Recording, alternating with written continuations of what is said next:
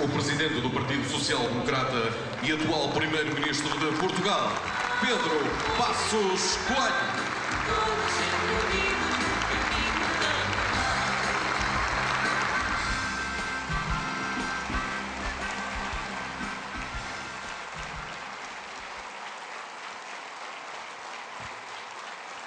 Caros amigos, é realmente com alguma emoção também que me junto a todos vós aqui numa sala que tem tantos eventos guardados do seu passado, associados à história do PSD, à história da JSD e à história do país. Nós, como aqui foi já referido por vários dos que intervieram antes, temos tido uma ligação muito forte entre o PSD e Portugal. E se é possível observar do passado os momentos de associação positiva entre a governação do PSD e o crescimento do país e o desenvolvimento mais harmonioso do país, eu penso que nunca, como hoje, o destino de Portugal e do PSD esteve tão entrelaçado. Muitos daqueles que vivem com ansiedade os tempos que estamos a passar, independentemente da filiação partidária, olham para o jogo político e formulam um desejo intenso de que a política desempenhe o seu papel nobre, como aqui ainda agora foi referido pelo Marcelo Nuno, e possa, relativamente a todas as dificuldades, a todos os estratos sociais, mobilizar as pessoas para as melhores soluções. Gosto sempre muito de desmistificar a política e, do modo geral, as grandes soluções sociais. Nós precisamos ter valores e o PSD tem valores. Fizemos essa discussão intensa ainda agora, recentemente, quando atualizámos o nosso programa e dissemos que o PSD prossegue valores humanistas, quer dizer, colocando a pessoa como medida da própria política, valores de realismo, vale de pouco aparecerem políticos a prometerem o céu, quando muitas vezes as pessoas sabem qual é o horizonte que têm pela frente. Nós temos de partir da situação real e não da ficção artificialmente vendida aos portugueses. Somos um partido que acredita no valor da solidariedade, quer dizer que, independentemente da sorte que cada um tenha na vida, é possível na família, na sociedade e no Estado encontrar uma linha de apoio que nos garanta a solidariedade necessária a uma vida com dignidade, com entreajuda. Somos um partido que acredita profundamente nos mecanismos da democracia política, mas da democracia política aplicada à economia e à sociedade. E são esses os valores que nós seguimos. Saber o que em cada passo, em cada momento da vida nacional, da vida europeia, é possível construir. Isso depende de muitas circunstâncias. Os programas não são fechados. A vida das nações, como a vida de cada um de nós e de cada família, não tem sempre em aberto as mesmas decisões. O nosso horizonte não é sempre o mesmo. Mas os nossos valores são: queremos viver com dignidade, com solidariedade, com realismo e com verdade. E isso não nos impede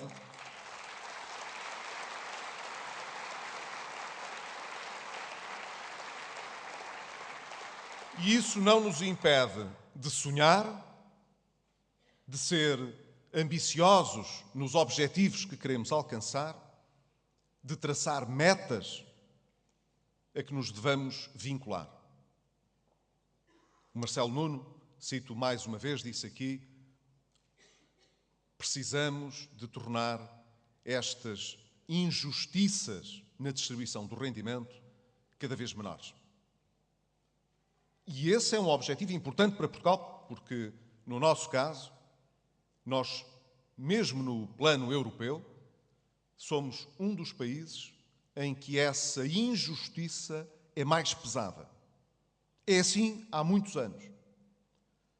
E é, portanto, um objetivo importante corrigirmos essas injustiças.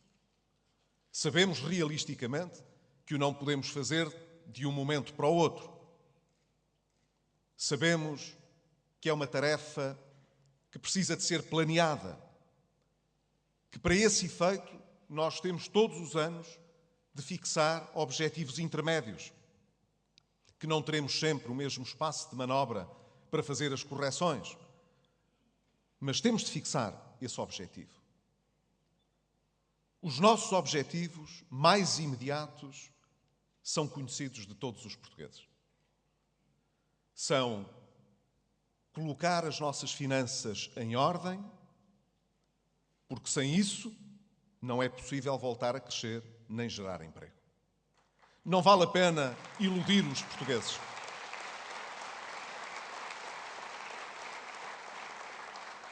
Aqueles que hoje aparecem na opinião pública a dizer que era preciso acentuar mais o crescimento do que a austeridade, não ignoram que o caminho de contenção e redução das despesas públicas era inevitável e está prometido. E tem de ser realizado. Claro, custa no dia-a-dia enfrentar as pessoas que vivem as dificuldades que resultam de se ter colocado o crédito, o financiamento público, acima do que ele devia ter estado. Aonde hoje falta dinheiro porque nós, já no passado, não o tínhamos.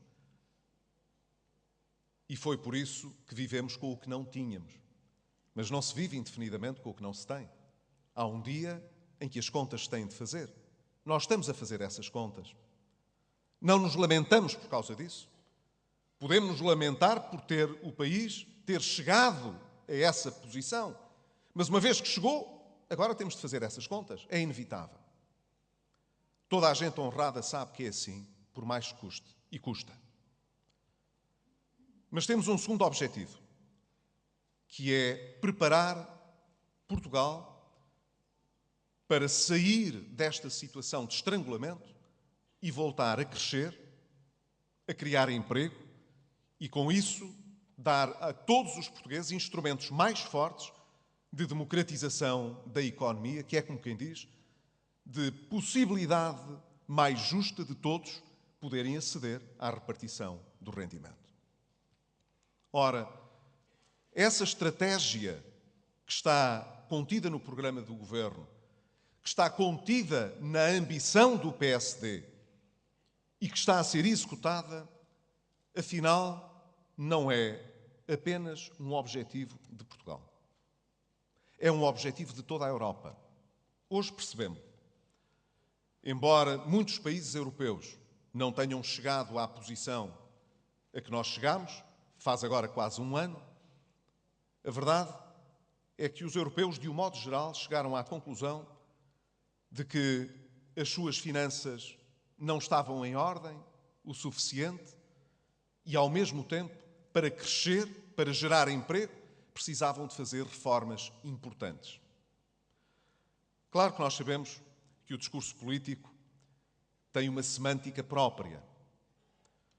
Quando muitas vezes se percebeu que se gastava mais do que se devia, a palavra de ordem era austeridade. Austeridade significando que devemos gastar menos. Para quê? Para que possamos viver com o que temos e para que aqueles que nos emprestam dinheiro, que tomam dívida pública, acreditem que nós seremos capazes de a pagar. Agora, à medida que a recessão vai atingindo os países, a palavra de ordem é crescimento. Ainda há pouco tempo, o presidente do Banco Central Europeu veio dizer que a Europa não se devia desviar de um caminho de contenção orçamental. Quer dizer que aquilo a que se chamou o Compact Fiscal, aquilo que é o tratado orçamental, no fundo, que nós acertámos em termos europeus, Fiscal Compact devia ser agora também acompanhado de um Growth Compact. Quer dizer, um tratado para o crescimento. E claro, nesta semântica que o discurso político vai conhecendo, logo muita gente veio dizer a austeridade, que é como quem diz a contenção orçamental, deve acabar, porque até o presidente do Banco Central Europeu veio dizer que agora o que era preciso era crescimento. E ele teve a oportunidade de esclarecer, agora, muito recentemente, publicamente, o que é que entendia, do lado do Banco Central Europeu, por uma estratégia de crescimento. E disse: a Europa precisa de fazer reforma estrutural. Para crescer, nós temos de reformar o mercado do produto. Quer dizer, a estratégia que nós estamos a seguir em Portugal. E tem também de atuar sobre o lado do mercado do trabalho. Temos de ser mais flexíveis na Europa. Foi o que nós procurámos fazer em acordo social. E depois disso, precisamos também de aprofundar o mercado interno. Ser mais ambiciosos dentro da Europa. É o que nós temos dito. E eu não tenho dúvidas de que, independentemente da cor política que cada um tenha, ouvindo estas expressões, as pessoas sabem qual é o caminho realista que precisamos de fazer. Pôr as nossas contas públicas em ordem e preparar a nossa sociedade para que se possa ser mais produtivo, para que se possa ser mais competitivo, para que se possa, portanto, acrescentar valor àquilo que fazemos, criando com isso mais emprego e mais riqueza. Dito isto, se é verdade que vivemos, pelas razões que são conhecidas, momentos de muitas angústias e de muitas dificuldades, sendo que, em particular, aqueles que estão desempregados há mais tempo e que perderam até a possibilidade de ter prestação social de apoio ao desemprego e que olham para o futuro mais ou menos imediato e não veem uma oportunidade de poderem ter um emprego, são momentos de angústia para muitas pessoas em Portugal. É preciso dizer que nós não nos deixamos vencer por essas dificuldades. Mas as pessoas esperam que quem está no governo não se ande a chorar, mas, pelo contrário, seja mobilizador para que aqueles que têm capacidade para acrescentar valor e para mudar as coisas no país se sintam mais confortados, mais confiantes de que esse é o caminho que vale a pena fazer, mesmo quando se está em dificuldades.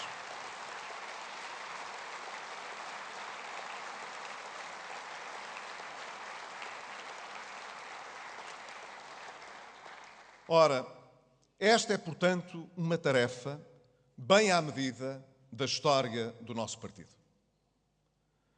O PSD foi sempre um partido, já aqui foi referido, interclassista.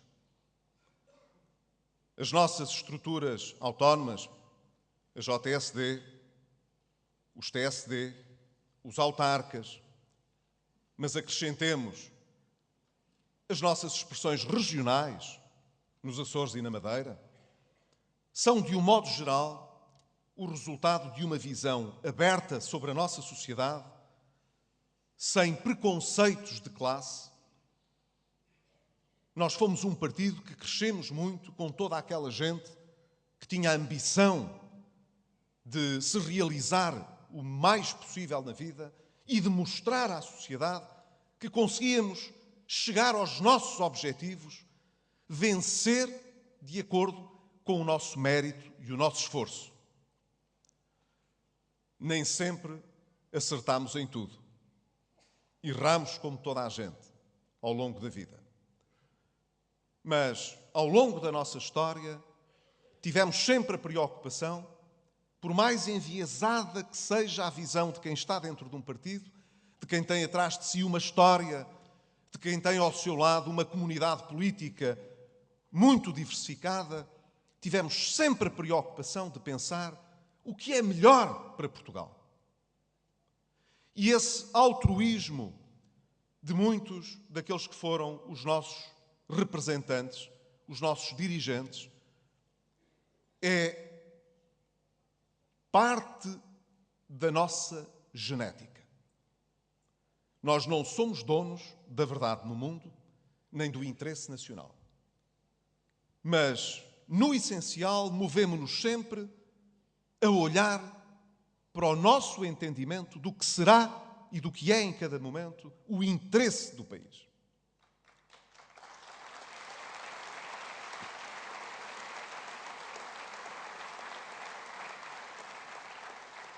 Nós hoje sabemos que o interesse de Portugal está muito ligado à Europa e aos países de língua portuguesa. E por isso trabalhamos intensamente, não só nas reformas dentro de Portugal, mas naquilo que podemos fazer com esses nossos parceiros. A Europa ainda é hoje o maior bloco comercial em todo o mundo. Mas nós sabemos, não é preciso ter uma bola de cristal, nós sabemos que se alguma coisa importante não for feita rapidamente, esta realidade vai deixar de acontecer dentro de poucos anos. Nós sabemos que há muitos países dentro da Europa que vêm perdendo competitividade ao longo destes anos. Há outros que vêm ganhando e que, portanto, exportam cada vez mais, e não falo só no interior da Europa, falo para fora do espaço europeu. Felizmente, dadas as reformas que estamos a empreender, sabemos que Portugal se coloca neste segundo pelotão. Daqueles que finalmente romperam com a história passada e começam a ganhar competitividade. E começam a exportar mais para fora da Europa. Também para a Europa, mas para fora da Europa. Quer dizer, as nossas empresas, os nossos produtos, os nossos serviços têm-se batido bem com os de outros países no mundo global. Mas há outros países que vêm perdendo muita competitividade. E que, portanto, quando olhamos para eles neste momento, sabemos que estão num patamar superior ao nosso, mas que se não fizerem alguma coisa rapidamente, vão começar a decair rapidamente. E isso afeta-nos a todos. Da mesma maneira que no início da crise financeira, bastou uma pequena economia periférica da Europa ter entrado em grande sofrimento para rapidamente a grande maioria dos países europeus ser afetada, assim, no futuro, se toda a Europa não seguir um caminho de reforma importante, todos seremos afetados por essa ausência de iniciativa.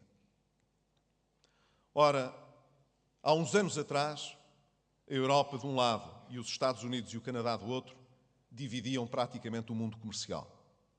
Sabemos que a entrada de outros países com relevância no comércio internacional trouxe um cenário inteiramente diferente. Todos os países hoje com economias emergentes podem ter ainda uma riqueza por habitante bastante menor do que a nossa. Mas têm, em regra, cidadãos que estão mais empenhados nessa luta pelo crescimento, nessa luta por acrescentar valor, por vender mais, por trabalhar mais e melhor. Porquê? Porque estão a sair de uma situação de profunda miséria, alguns até de uma miséria secular, e veem finalmente a possibilidade de ter mais riqueza e de a poder distribuir entre os seus cidadãos para que não haja apenas um pequeno núcleo de gente muito rica e depois um grande exército de pobres. Isso está a passar-se na China, está a passar-se na Índia, está a passar-se no Brasil e em muitas outras nações, em que as pessoas estão motivadas para trabalhar mais, melhor, dando de si o que for necessário para que as suas empresas, para que o seu país possa crescer e vencer. E depois, quando olhamos para a Europa, vemos que a crise vem provocando uma angústia muito grande naqueles que são as primeiras vítimas das reformas que não se fizeram ao longo dos anos, mas depois vemos ainda muitas pessoas iludidas, pensando que a Europa permanecerá rica, com sistemas sociais que estarão financiados para sempre e que, portanto, não é preciso esforçarmos-nos tanto porque estamos num primeiro mundo de que não sairemos. Ora, a história mostra-nos bem que isso não é assim. Nações que eram muito ricas ainda há 100 anos atrás, com a Argentina em primeiro lugar, são hoje nações que se debatem com grandes dificuldades, que nacionalizam os capitais de outros países, que não têm acesso aos mercados financeiros e que vivem ainda das riquezas naturais que têm. Mas outros países que ainda há 100 anos eram paupérrimos, são hoje sociedades em que se acumula uma grande poupança, em que se trabalha muito e em que a riqueza tem vindo a aumentar de uma forma imensa. Ora, nós temos de fazer escolhas na nossa vida. Governar não é apenas gerir o dia-a-dia. Aqueles que pensam que para dar boas notícias a toda a gente devem, de uma forma prudente, navegar à costa, sem fazer grandes planeamentos. Para que falar do que vai acontecer em 2015? Para que estar agora a perder tempo a planear a despesa nos próximos anos? A elencar as reformas que temos de fazer? Vamos fazendo, na medida das possibilidades. Aqueles que pensam que governar é gerir o dia-a-dia, esses estão equivocados. Nós respeitamos toda a gente, mas não é assim que queremos governar o nosso país.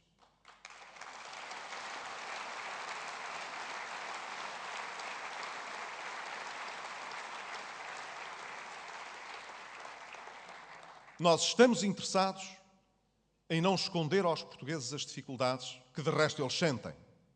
Não é preciso dourar a pílula. Mas queremos apontar um caminho.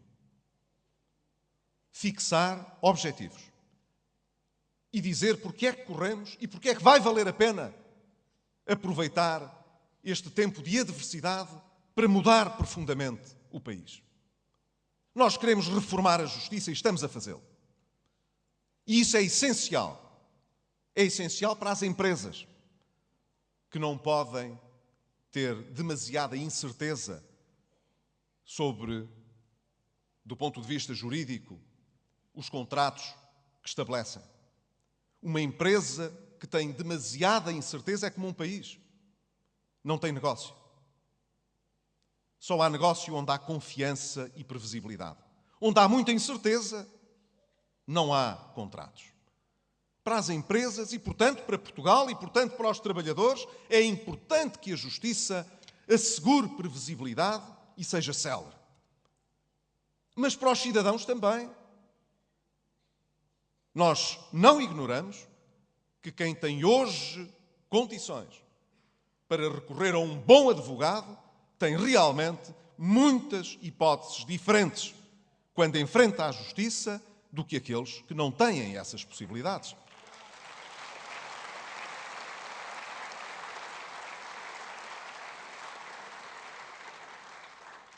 Estas diferenças de riqueza não se podem perpetuar apenas porque garantem um acesso à realização da justiça diferente a cada um.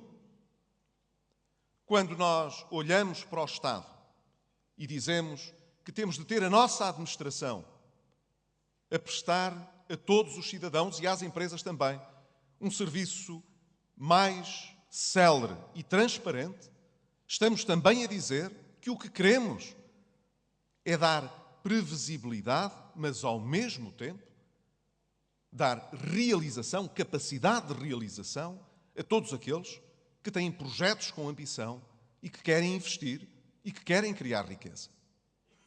Recordei ontem um caso de um investimento, de um projeto de investimento, é melhor dizer, externo, que se prepara em Portugal há praticamente 20 anos. Há outros que andam a ser preparados há 10 ou há 8. É tudo muito tempo. 8, 10 ou 20 anos é impossível que um país queira ter a ambição de atrair investimento, de criar emprego e riqueza e dizer a todos aqueles que têm dinheiro para investir, vá apresentando este pedido, amanhã ponha aquele projeto, daqui a 8 anos, na CCDR pensa-se, depois daqui a 10 anos, como mudou a lei, mudou o plano, o senhor tem de fazer mais umas alterações. Isto é impossível.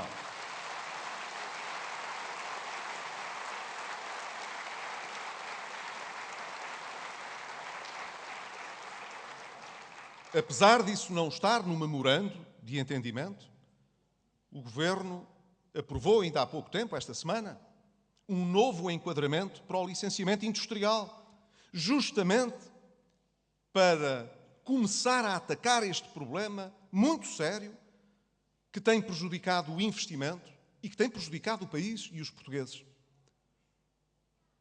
Poderia multiplicar os exemplos da saúde à educação, das prestações sociais ao mercado laboral. Nós temos de decidir o que é que queremos. Se queremos remendar o que está ou se queremos refazer as perspectivas do país para o futuro.